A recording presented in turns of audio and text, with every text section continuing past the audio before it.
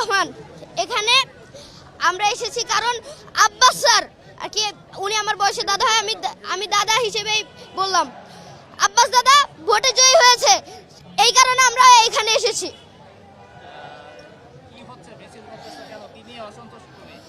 আমরা অসন্তুষ্ট না, আমরা একটা জিনিস নিয়ে অসন্তুষ্ট, কারণ নাসিরউদ্দিন পাটোয়ারি একটা কম বয়সী ছেলে, উনি হয়তো আমার ভাইয়ের বয়সী, আর মির্জা আব্বাস টপ লেভেলের রাজনীতিবিদ, ওনার সাথে ওনার যায় না। এই নাসিরউদ্দিন পাটোয়ারি যেসব কথা বলে এগুলো ওনার সাথে যায় না, ওনার মুখে এগুলো যায় না।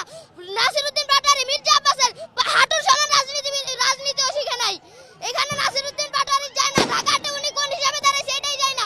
ওনারা জাল ভোট নিয়ে এখানে জয় হইতে যাইছে, তাও পারে নাই। ঢাকাতে শাহজাহানপুরের মানুষ, শাহবাগের মানুষ কেউ এটা হইতে দেয় নাই।